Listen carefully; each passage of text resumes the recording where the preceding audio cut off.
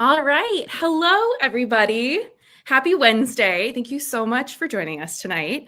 My name is Maddie, and I am a bookseller here at the Novel Neighbor, an independent woman-owned and operated bookstore in St. Louis, Missouri. I'm so excited for tonight's event. We love a good thriller here at the Novel Neighbor, and Megan's are some of the best. So without further ado, let me introduce our guests.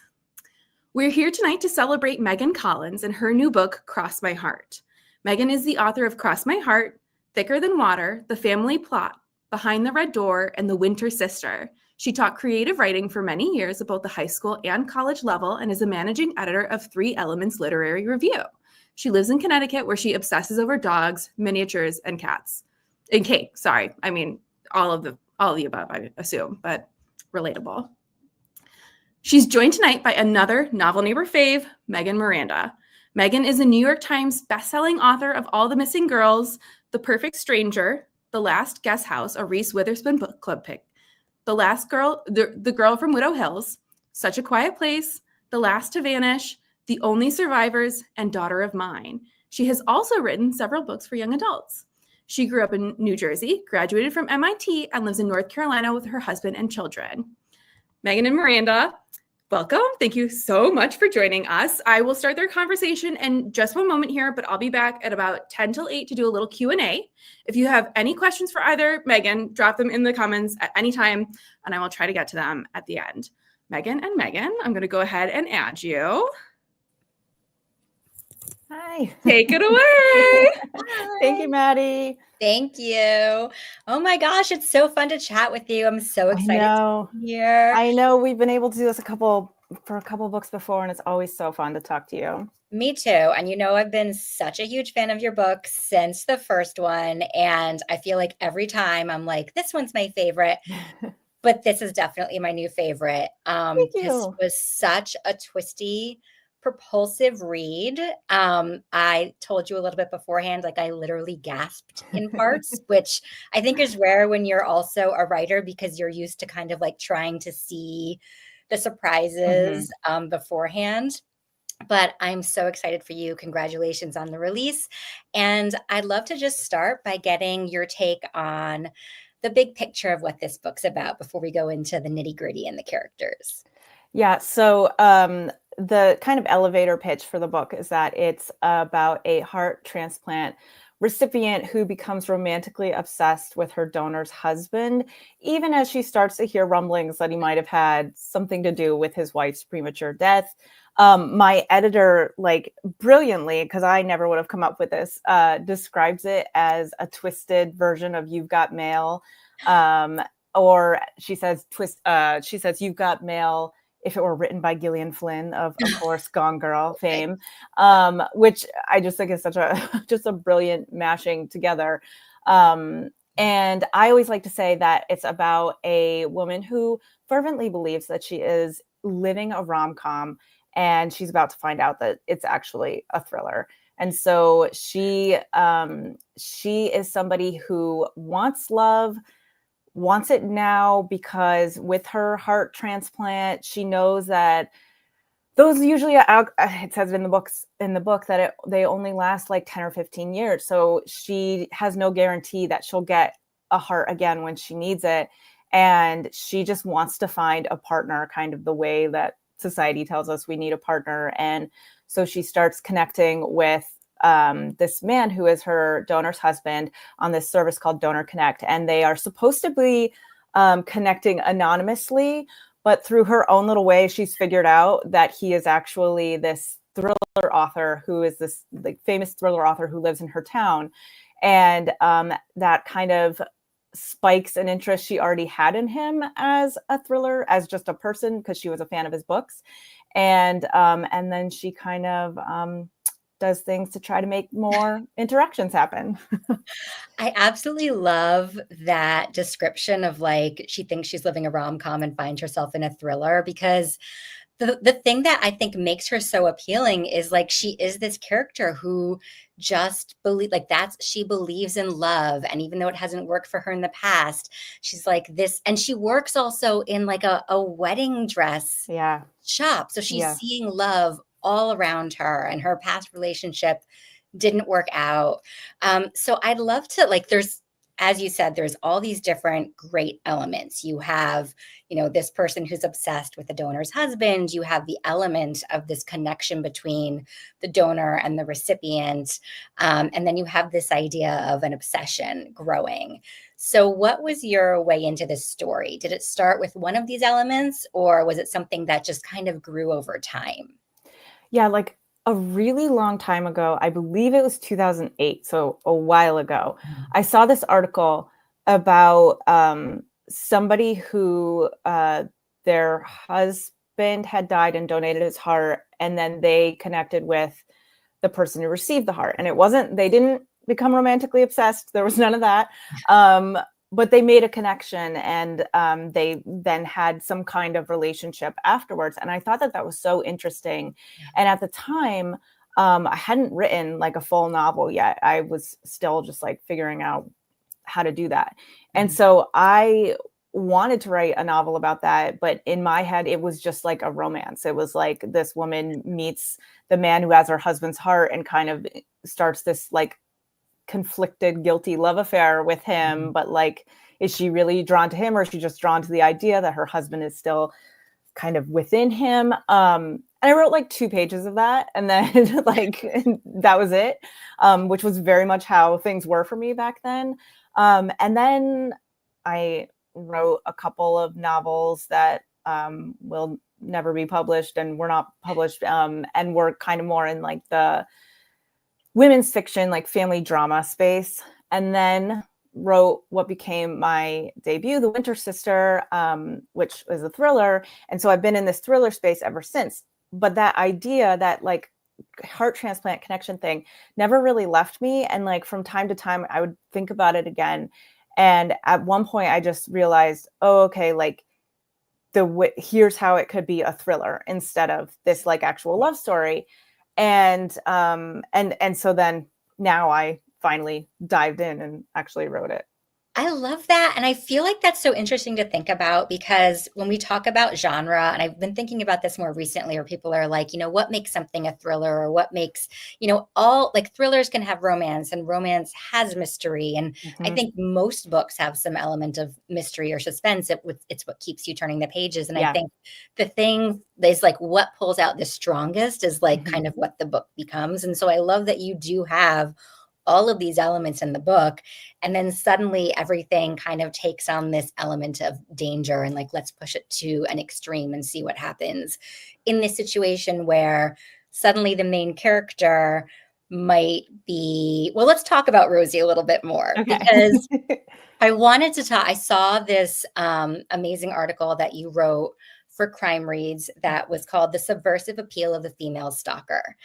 And it was really interesting because I think, especially with like television shows I watch, I think we're very accustomed to seeing things like the male stalker and that point of view. And I felt like with Rosie, there's something that feels a lot more subtle about it sometimes, and something that almost connects you. Like, I mean, we've all kind of scrolled through social media sometimes, right? And so I'd love if you could talk a little bit more about that and her character and this idea of obsession, and maybe the line between, when it becomes interest versus obsession. Yeah, I mean, whenever we have like a male character who is a stalker, like automatically, to me at least, that is like just scary, just creepy, just like, I don't want anything to do with you. Although there is Joe Goldberg, who like, he's still scary, he's still creepy, but Carolyn Kepnes has made his voice so amazingly just you want to follow it is. Yeah. Which is the magic of her. But if you're watching TV or a movie or something and there's a male stalker, like, you're not gonna relate too much to the stalker usually, and you're not going to feel sympathy for them.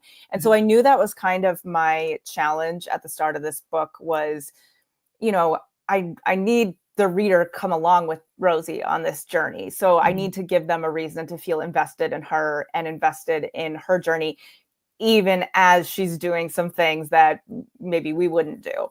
And so the thing is that I think that we do all have these tendencies of, whether it's like, I mean, who amongst us has not been interested in somebody and then looked them up online and seen like what they could find out about them, which is also like just sort of a safety thing, I think, with people now on dating apps and everything. Like, you got to do it. And I've definitely gone down rabbit holes, not even necessarily like about people I was interested in romantically, but just like noticing something on social media that seemed like it changed in some girl's life that I knew in college and haven't spoken to since. And now I'm looking at all the things, trying to figure it out. Yeah. And I mean, I hope I'm not outing myself as like, that's actually not normal, but I feel like we all do that kind of thing.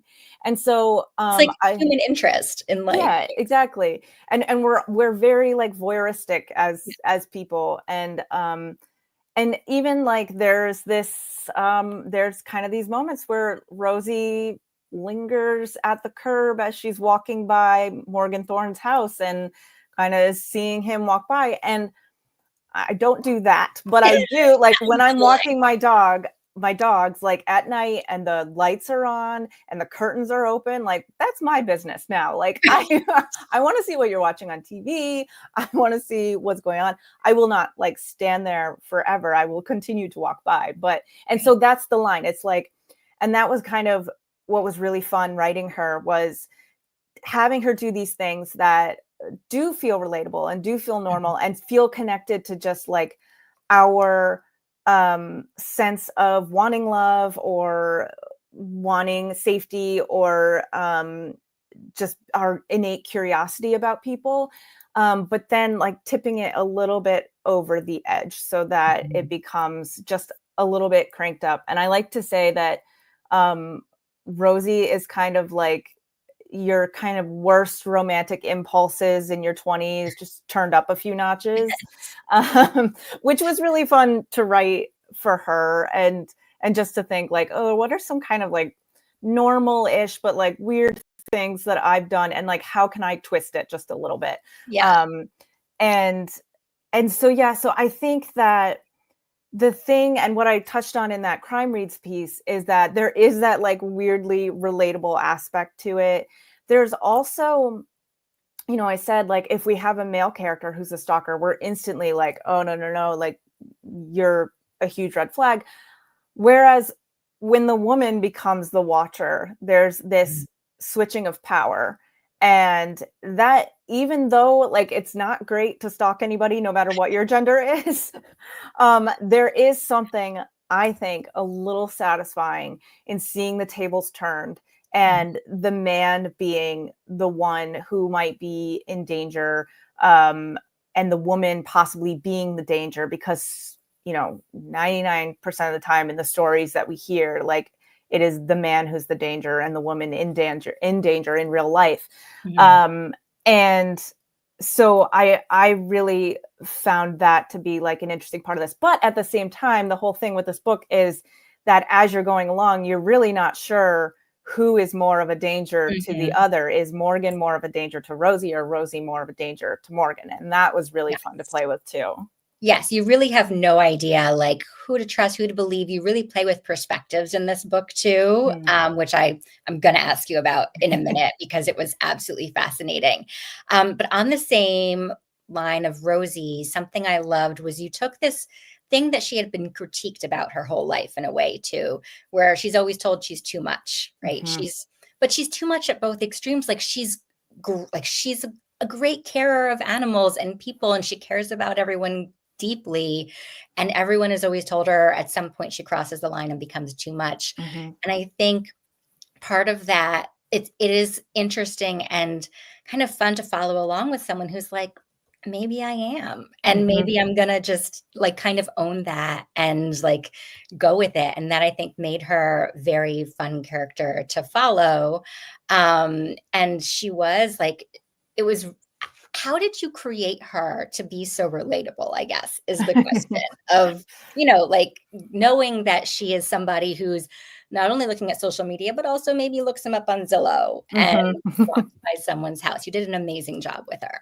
Oh, thank you. Yeah, well, I think that women, especially being told that they're too much, is something that they hear like even if they are being the totally normal level of existing. It's like whatever we do, it's too much in some spaces.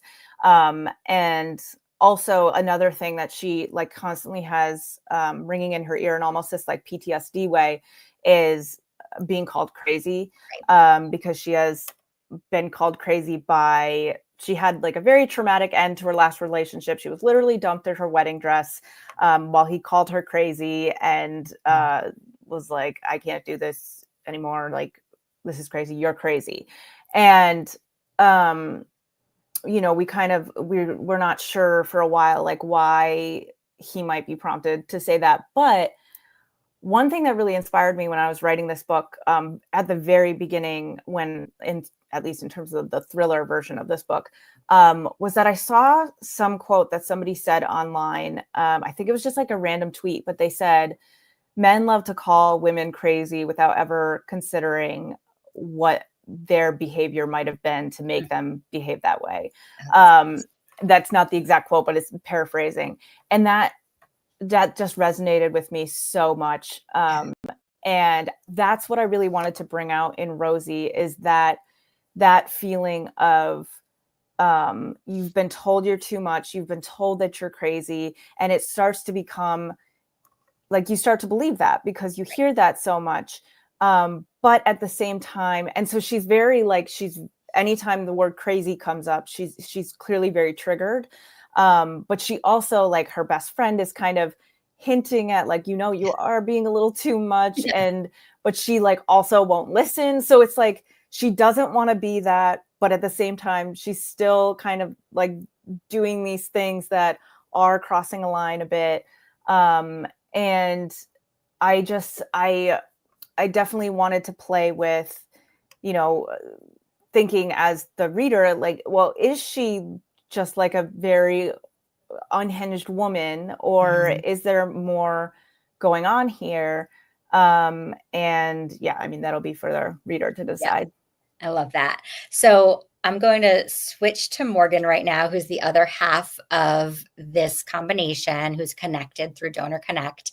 And I love that you wrote about a thriller writer who is maybe suspected rumblings of also potentially leading to the death of his wife. Have you written other writers in the past, or is this the first time you had like a writer in your? I think this is the first time. I've had a lot of artists in my book. Okay. I noticed at a certain point, and then I was like, okay, I got to stop always having artists in my books.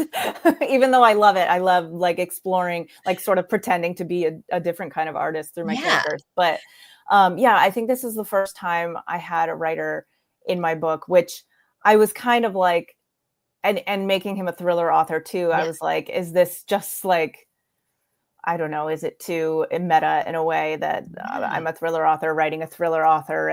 But I had some things to say about kind of like the thriller genre and all of that. And so I was able to kind of sneak that in with him. It was. And I thought that you did such an amazing job of kind of capturing his voice too. So this kind of brings me to, it's kind of a joint question about Morgan, but also the structure. So the structure of this book was incredible, because not only do you have this story in the present that you're following of these two people connecting, but you're seeing their messages to one another through this Donor Connect where they are anonymous. And I feel like you got such a sense of not only who they are, but like their writing voice and how they express themselves. And this whole other layer to them that we were able to see about Morgan that maybe we wouldn't have seen just through Rosie's perspective. And then we're also seeing some of Morgan's emails to his best friend. And I found it such an interesting way to see perspectives of all the different characters in this story. And also to make you question, like, well, that's not how I saw them necessarily. And it kind of like put this little bit of unreliability into everything. But I feel like that's also just such how the world is. Like, your story is going to look different, no matter, like, depending on who is telling it. And I feel like because we got to see Morgan through these emails and through his letters to Rosie, we got a real sense of like it made sense, like him being a thriller writer, like how he expresses himself. And that was just so, okay, my long rambling gets to the question of like, how did you decide to do that? Was that originally part of the story? Was that something that developed as it went? And, you know, how did you kind of map that out as you were going? So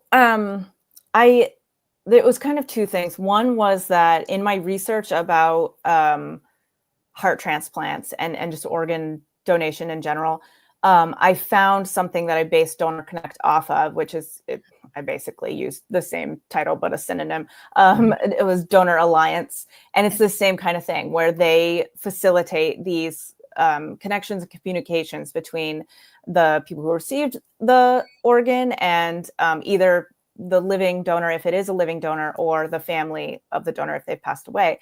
And so there was that, but then there was also that I knew I wanted Rosie's interest in Morgan to be grounded in something. Like we needed, like it couldn't just be that because that's kind of how it was going to be for a while for me, that it was just going to be that she was kind of obsessed with him on his Instagram and like stuff like that. And thinking, oh, well, because, you know, I have his wife's heart, he's destined to love me too. And like only basing it off things she can see from far away. So I needed her to have a reason that she actually is getting more and more invested in him, because again, that brings more relatability to her and will keep the reader actually willing to go along with her on this journey. So it was kind of that combination. And once I thought of that, I was like, okay, so we're seeing Morgan's point of view, or we're seeing Morgan's voice as he's talking to Rosie. But we need to also see like what's happening when he's not talking to Rosie, and what is he thinking about these interactions that he's having, and sort of like as he's tracing this relationship as it goes. And so that's when I thought of, he will also be emailing his best friend Blair to tell her. And part of the fun for me in writing those two different kinds of kind of like interstitials was keeping sort of a consistent voice for him, but that you can identify when he's talking to Blair versus when he's talking to Rosie, because there is a difference between the way he talks to the two women. And for me, if I was a reader going in cold, I would be like, oh, that makes me very suspicious of you, that and we all talk to our best friend differently than we talk to someone we've just met. But though I wanted to play with sort of the way that I did it so that it made the reader a little bit suspicious of him. And there would be times when he says certain things to Rosie that aren't exactly how he's talking about what happened to Blair. And so it was kind of fun to see those things in. It was so well done. It was just like layers of story, like understory. And I think it just provided such this like a rich tapestry of characters and dynamics too. But also, speaking of like him looking a little suspicious, something else you do that was fascinating. And I think, you know, this goes to also the idea of like Rosie being somebody who, you know, is going to look at someone's Instagram account. And I feel like so much of our history now is online. It's very public. And she's looking at his Instagram page, very curated Instagram page. And there's the public comments, right? About this guy, I think he might have done something to his wife, and then the comments disappear. So it was a really, I felt, interesting look at like the way like people comment, and is it anonymous? Is it not? Right. And the way we exist online versus how we exist in person, and then the way people interact over email versus in person too, and how it can be different. Yeah, it was very cool. Yeah, and it was as like just a side note, it was very fun for me because I was writing, I have like YouTube comments at some point, I have Reddit comments at some point, I have of course the Instagram comments where people are chiming in about like what they think about this guy, and this was the first time that, well, I think it's because I did so many of those that my publisher was like, we're gonna like format this in the book so that it actually looks like those things. And they created like little icons for them for the YouTube comments, like the way that it would appear. And when I saw that, I was like, It was I just know. a very cool thing that I hadn't even envisioned Yeah. when I was writing it. It's very cool. It's like seeing the multimedia within Yeah. the story, like all the different layers. Like you're almost like with Rosie looking through these things, which is very cool. So I think we talked a little bit about this beforehand, but um, it's hard in thrillers because you don't know how far you can talk about, because especially in a twisty book. I will say that I think it's very hard to be like fully surprised as another writer where you're always like, why'd they drop that line and why'd they do that thing? And I gasped twice in this book, like completely, like my daughter was sitting on the couch with me and she's like, what happened? And I'm telling her the story. So I won't go into like what and where these things were, but it was so surprising and satisfying, this entire book. And so I wonder, like, a craft question. Are you somebody who plots this out and knows it at the start? Do you discover these things as you go? Tell me your ways. Tell me how you do it. Yeah, I definitely have to have it all plotted out beforehand but I love you're a pantser, right? I'm a I think pantser. I I remember wish that. I could see it. I really could. I wish that I could be a pantser because that seems very magical and wonderful, but I feel like pantsers always wish they could plot and plotters always wish they could pants. It's just always greener on the other side. But yeah, no, I just need to know where I'm going or else I feel like I can't be productive. Like I will just sit there for so long not having anything. And this was the first time I always say, and I tell different students of mine that I think every book teaches you the way that it needs to be planned out or the way it needs to be written, and it might be different every single time. And this was the first time that in my outlining plotting process, I was like, I need to like physically see this. And I know a lot of writers do this where they'll get a whiteboard or they'll get like a bulletin board and put the sticky notes out. But it was the first time that I felt I needed to do that. Normally I just make outlines in like a Word document. And so I took over my guest room for a couple weeks and I brought different color sticky notes and different color Sharpies. And I would put like, I knew what the beginning was and I knew like kind of the first few plot points. I knew what the midpoint was. So I put that kind of in the middle of the room and I knew what the ending was going to be. And I put that there. And then I just like started like staring at those first few plot points. Okay, what comes next? What comes next? And then putting that sticky note up. And the great thing about the sticky notes was that I could see them all laid out, but also if I realize, oh no, that's not right, I just like pluck it off and put a different one up. And I also had like red sticky notes for red herrings, so I could see like the threads of that throughout. Love that. And yeah, so I just spent like a couple weeks doing that, and then I had it, and the room looked crazy after that. But I also kept it up for a while because I was like, it's crazy, but it's my crazy. Yes. And I just kind of like liked the idea of it like physically existing around me. It feels like you could sit in there and the story is like a physical thing around you, which I love. So you didn't just have like a murder board, which I'm always so jealous of. You have like a murder room. Yeah. I love that. That's amazing. All right, so when you have that done, like how, I feel like you either have to spend a lot of time on like your draft that you're pantsing and then revising, or you put the work in beforehand in the outline and then the drafting goes faster. Is that how, like, do you feel like you put most of the time into developing the outline and then the draft flows easily after that? And you're not stuck on like draft 0 forever like I am? The draft is like never easy, I don't think, unfortunately. Easier. Yeah.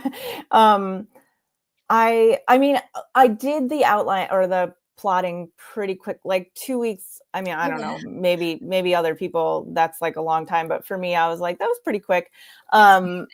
So then like the drafting, it's just the same kind of, I feel like Pantsers 0 draft is the equivalent of when plotters outline. And then so like my first draft is sort of like a Pantsers second draft in a way. Yeah. And so if you can think about like how your own second draft might go. Like, I'm sure it's Mhm. still painful and still like figuring things out and all of that. Like, that's kind of what it's like. And there are certain things, of course, that change along the way as you're Mhm. realizing certain things, or you're bringing out more different character textures and dynamics. And so yeah, it still took like, I mean, I think I was drafting this book. I got more time than I normally do. For the few books before that, I had anywhere from 4 to 6 or 7 months. And then this time I was given like 8 months, and I was like, oh, this feels so luxurious. I can really take my time. I can just like 500 words in a day, and then that's it. I'm done. So, and I really like took that time instead of just like, I think I probably could have like blown through it if I had had to, but Mhm. it was nice to take my time with it and to like really try to get Rosie right, because that was so important to me. Mhm. And yeah, and it was also just like nice for my mental health to Right. have a little more time. Yeah. So are you then plot before character? That's the first thing that comes to you? Or do you I feel like sometimes they just kind of develop together too once you have the idea Yeah, for the it's plot. it's like I get a premise and I get a sense of who the character is, or like I know what their flaw is. I have to know like, what is their flaw? What do they want? What do they actually need? And Mhm. how is this the specific journey that's going to get them to what they need? So I know all those things, and as I'm starting to brainstorm things and plot things out, I get like little bits of their character. But it's not until I'm actually drafting that I discover their voice, or that I learn like just many more things about them, so that by the time I get to the end of the first draft, I then go back and it's like I actually know the character now, and Right. I can kind of file down certain parts or beef certain parts up, knowing all of that. So the drafting for me is really about discovering the characters too, like other than just this kind of like almost stick figure of them. Right. So did you have a favorite character in this book that you wrote? Or maybe it changed as you went? um yeah, well, I mean, Or to the write, not that it was your favorite character. yeah. Yeah. Yeah, the thing about all my books has always been that my favorite character to write is always the worst character in the book, or the one that people are just like, that person." Because you did it so well. Because it's just so fun to like say things as a character that you would never say Right. in real life, or do things that you would never do. Um, Well, and thrillers are full of extremes, right? Not yes. just in plot, but in character. It's like people can be pushed to extremes. Exactly. And so I feel like this is kind of a boring answer, but I loved writing Rosie. Like I she was so different from any of my other protagonists. And I Mhm. really like, in my first initial draft that I showed my editor, which maybe was only it was just like a chunk. It wasn't the whole thing. I was really holding back on her voice, because I had in my head that like things she's told me in the past about like, your main character needs to be relatable. Right. And there's the whole thing where the whole unlikable female character thing, where readers might not go along with it if they're not likable enough, which is a whole thing. Mhm. But so I had that in my head, like, okay, she has to be likable, she has to be relatable. She really was, in the first iteration of it, she was not as sort of too much in some Mhm. respects as she is now.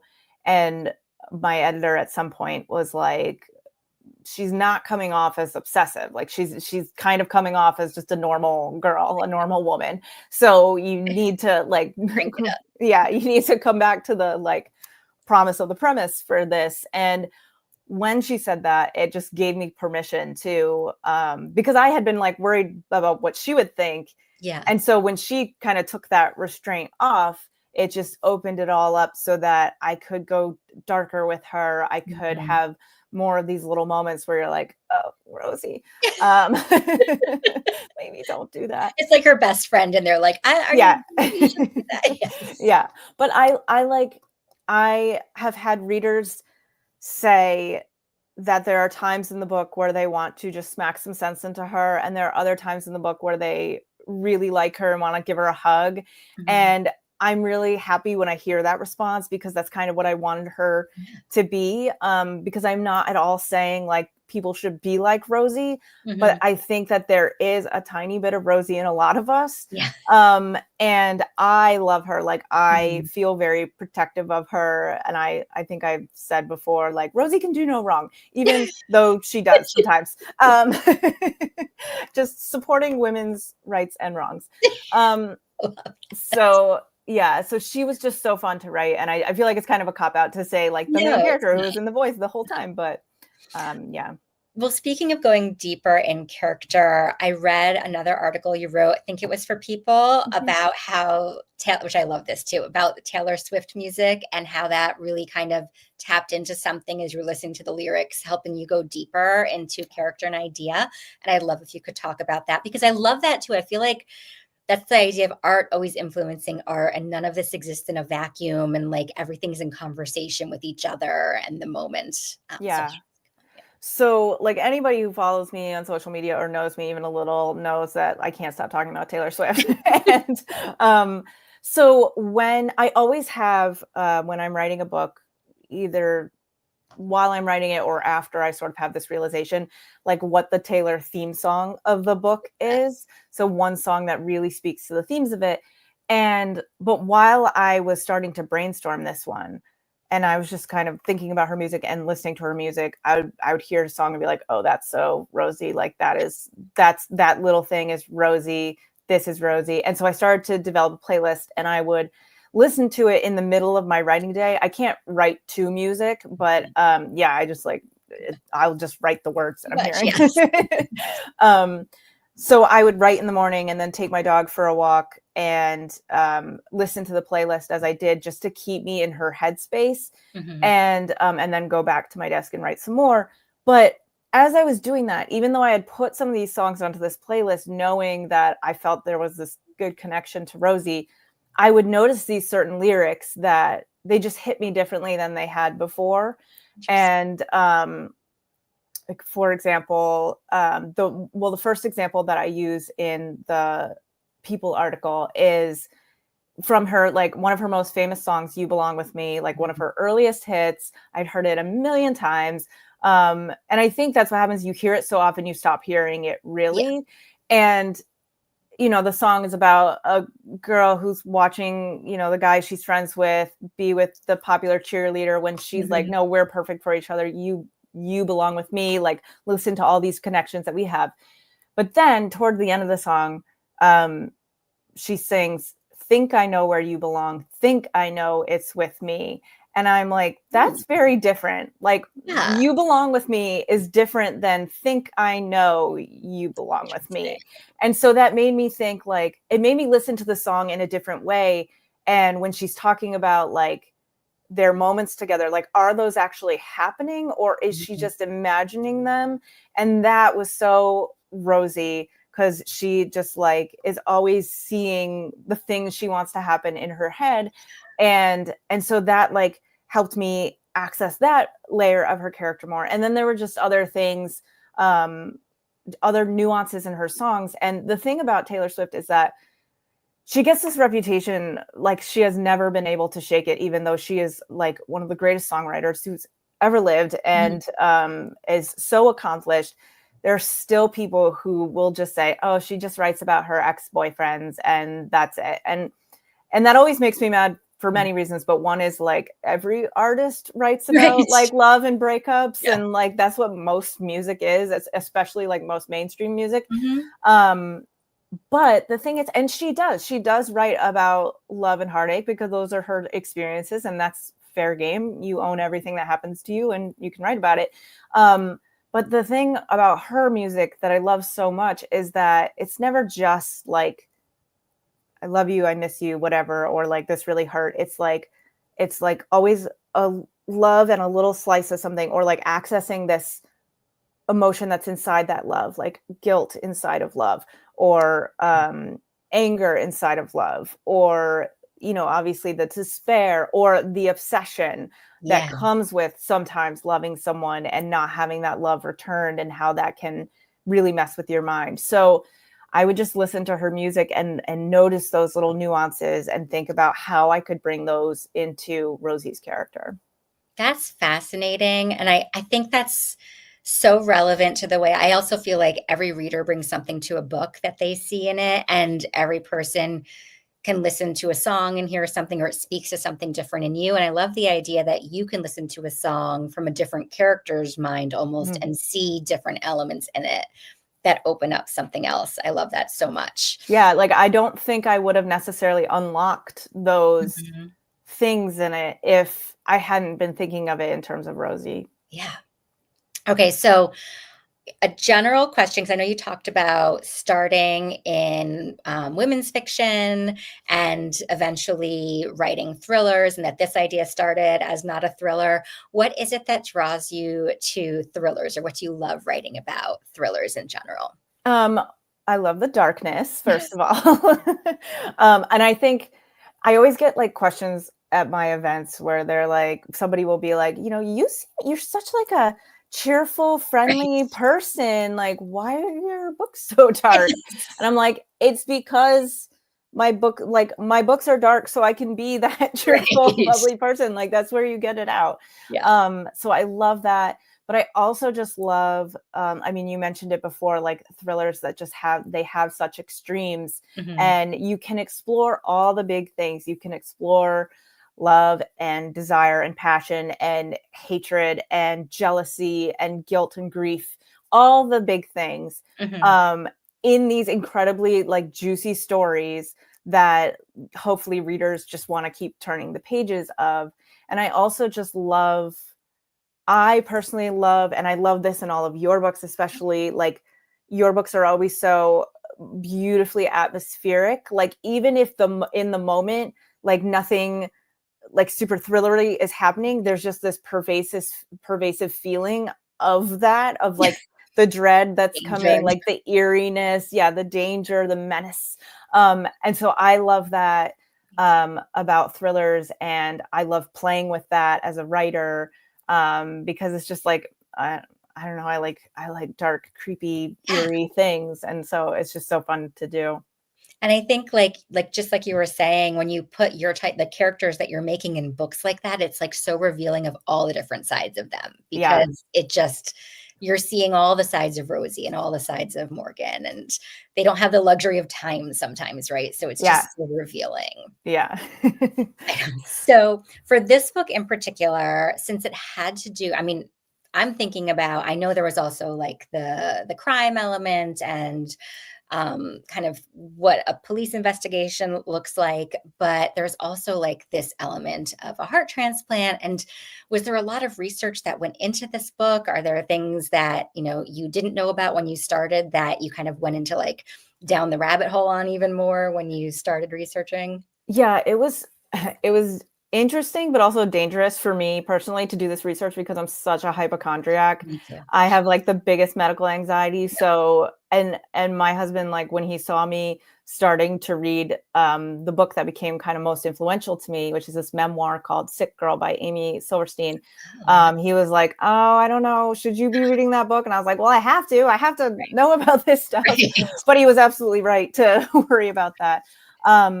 So yeah, her memoir, she had a transplant when she was in her 20s as well, and actually ended up getting another one later on. And she passed away last year, which is, and right before she did, I think I mentioned this in the acknowledgments of the book.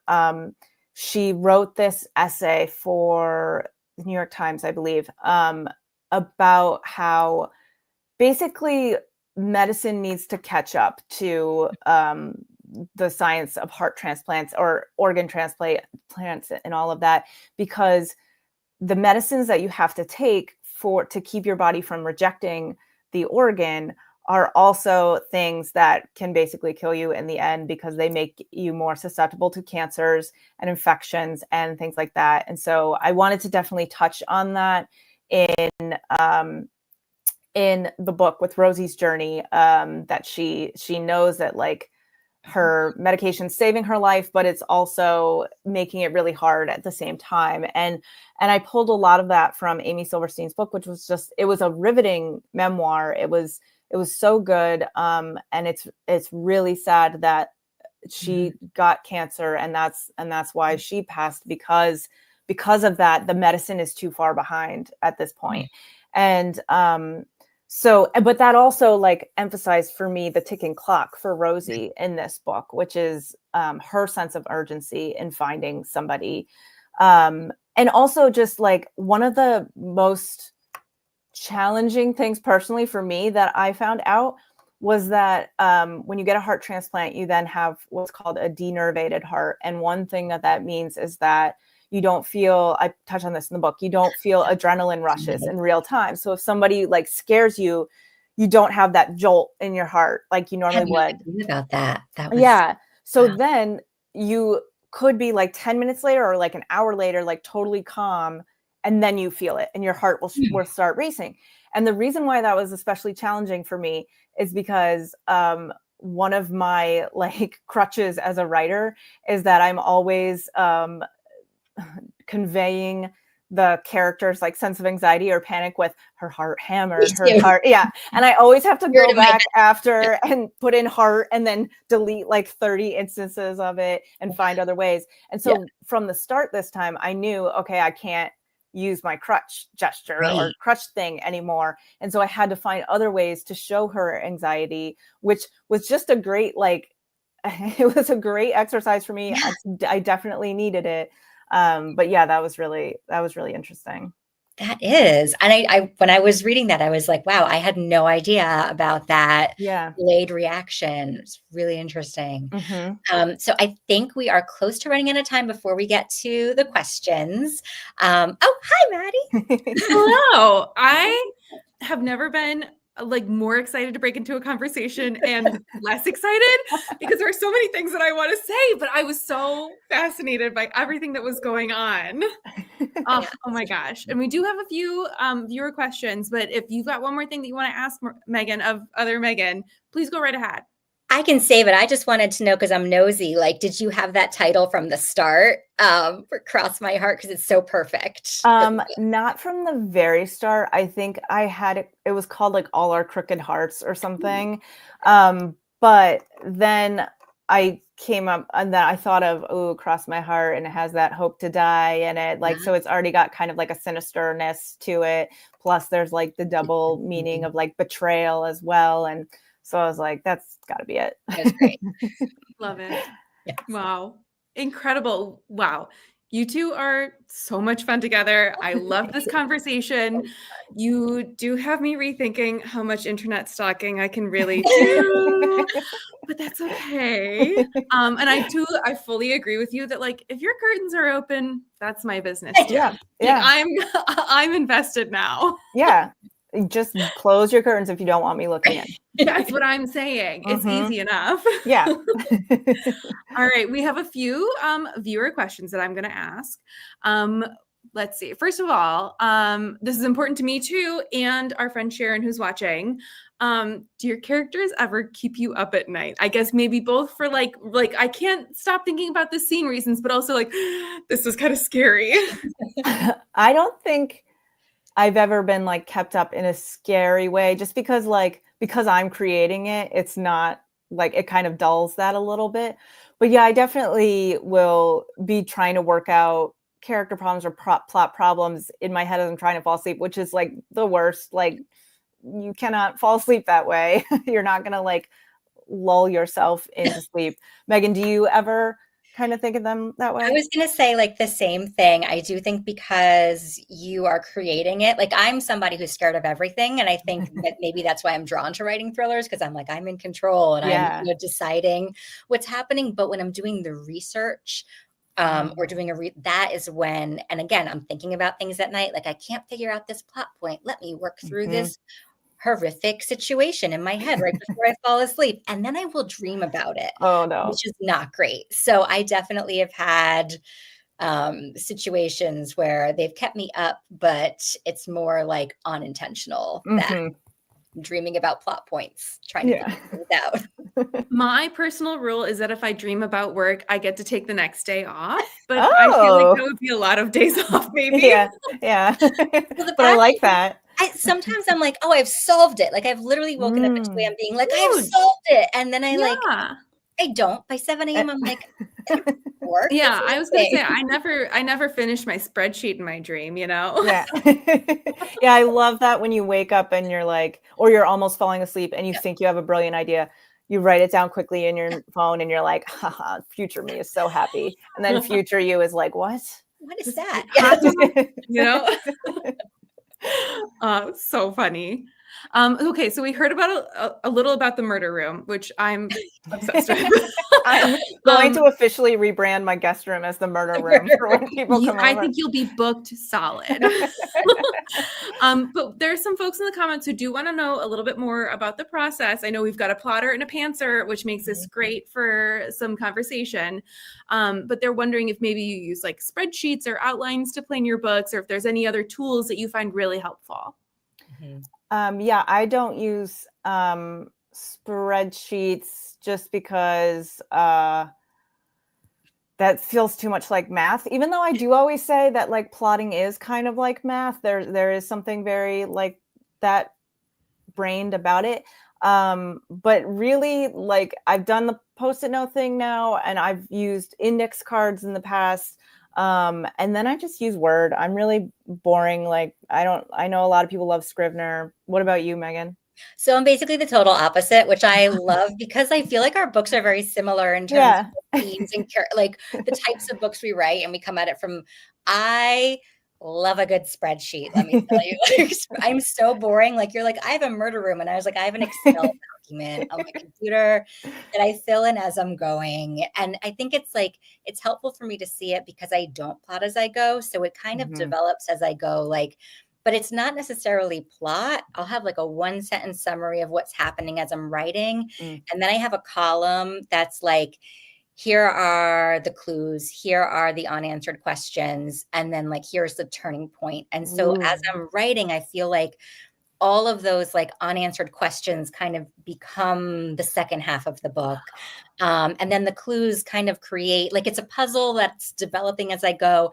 My editor for this last book, I told her I had this, and she's like, oh, it'd be so helpful if I saw that while I'm doing your edit letter. And she's like, oh, that was a peek into times that I'm not. Like it's a lot. I was like, maybe just look at the far right column as the plot. But it's really helpful for me to kind of see that and color code it as I go. And I was just going to ask if you color code it. Color coding. I really love the idea of the murder room, though. And I love the idea of the spreadsheet. Like that sounds so amazing to me. And I love Scrivener. Instead of like, I write everything in Scrivener because I feel like I get overwhelmed if I see the word count and stuff like that, like where I am in a document. And I feel like in Scrivener, I'm like, I'm writing this scene and it's over here. And what happens if I drag it over here? And it's just more about, that's my first draft is in Scrivener. Then everything moves to Word and I do revisions in there. If it's a big revision, I cut it all back up, put it back in Scrivener, cut things out, pretend they never existed, and kind of put it together. But I love that we all get to the same place at the end. And that's so interesting because the word count is the thing that motivates me, where it's the thing that like intimidates you. It is, and I think it's because I feel I'm type A, right? So I like the idea of making progress that way, but that's not necessarily progress if you don't know the plot. Like you've plotted it out. I haven't. And so for me, sometimes I feel like I just need to keep writing, even if it's not the right direction. And it just gets me stuck because I'm trying to make progress in a way that's not moving the book forward. Yeah. Totally. I love that you're a type A pantser, you know? I know. It takes all kinds. I wish I could plot. I really like the idea that you said you plotted this in 2 weeks. I was like, I can't imagine holding a story in your head in the span of 2 weeks. That's amazing to me. Well, Incredible. and as I said, like, I am so enchanted by the idea of just sitting down and creating the story. Like, I just want to be in your brain as it's happening. I want to see how the brain is like literally working. It's fascinating to me. I do think like, as I go, I start seeing more, like once you get, 50 pages in, sometimes I'll be like, all right, I can see the halfway point, and I kind of write that's going to happen, and then write to there. And then I kind of see the next turning point, like a backbone. Oh, nice. Yeah. That's so cool. Oh, It's not we talked a little bit in the green room about how we're all kind of nosy about people's processes, and I am living.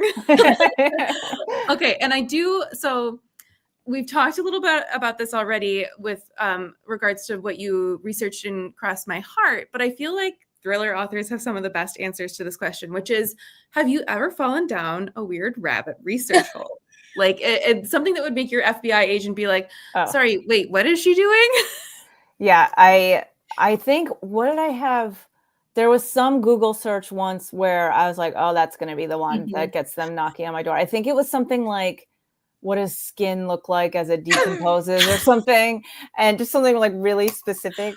But I think my biggest rabbit hole was when I was writing The Family Plot, which has a lot to do with true crime. It's this family that's obsessed with true crime. And I needed some examples of serial killers and their like trophies, like when they keep their trophies. And so I was looking up that, and that was a dark day, but I was like in it. I was right there. You learned a lot about Ed Gein, I bet. Yeah. What about you, Megan? Mine, I feel like every book, there's like the things you're researching of like how to kill someone and not be obvious, right? Like that's like all of every book. It's like, and how to get it and how not to be, how do I evade the police? And so I would like Google like for a book in there in case somebody was watching. And now luckily I have like a detective I pick up the phone and call sometimes to be like, this is getting too deep and dark. I'm just going to go to a source here. But my rabbit holes that I spend a lot of time with are not things that FBI would be that excited about. Like for Last House Guest, which took place in Maine, I became obsessed with lobster boats. And let me tell you, I went out on a lobster boat. I watched documentaries on lobster boats. Lobster boat is mentioned 0 times in that book. I know. I was like, I don't remember a lobster boat. I thought it was going to be very important when I was working on this book. I feel like you learn something new every book, whether it makes it in the book or not. Yeah, and maybe it'll be in a future book. You never know. The Last Lobster Boat. The sequel. I love it. Boats, come right here. Oh my God. Incredible. Okay. So I've got one more question before we start to wrap it up. And it's a softball. You both are enjoying some very well-earned rest. What TV shows or books are you most looking forward to binging? Love that. I'm currently in the 2nd season of Bad Sisters. It's so good. And it's been like a while now since I saw the 1st season. So I kind of forgot. I was like, oh yeah, I need to watch the next season because I really like that show. And so I sort of went in kind of like, whatever. But then like as soon as it started, I was like, oh, right. I love this show. So I'm excited to continue with that one. I just started that one actually in the 1st season. You're in 1st season. Oh, yes. Awesome. But I'm like 4 years behind everyone. So I and my teenage children are currently watching the 1st season of Squid Game because I totally missed that the first time it came out, and we're about to finish it because I saw the 2nd season just came out. And then other than that, Slow Horses, I'm in the final season or the new season of that, which I really, really recommend. It's great. Yeah, no, but I've never heard anybody say anything bad about that show. It's always like, it's the best show. It's fantastic. Yep. Incredible. Megan and Megan, thank you so much for joining us tonight. Things are kind of in flux on the internet right now. So Megan Collins, do you want to tell everybody where else they can find you on the internet? Yeah, well, I think at this point I'm at Megan Collins Writer in all the places. Well, on Instagram, TikTok, RIP, maybe on Sunday. Threads, Blue Sky, and who knows if there'll be a new. You have iteration. A newsletter? I don't have a newsletter. I like when people do, but I haven't gotten myself together to do that. That makes sense. You got a whole murder room you got to deal with. I know. Megan Miranda, where can folks find you?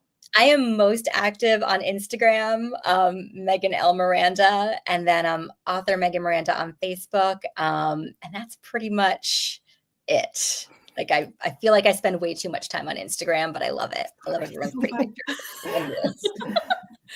All right. Well, thank you guys so much for joining us tonight, folks. You can buy either of the Megan's books all on thenovelneighbor.com. Thank you so much for hanging out with us, and enjoy the rest of your Wednesday. Thank you. Thank you, Megan. And thank you, Maddie. And thank you, everybody. Congrats, Megan. Thank you. Congratulations.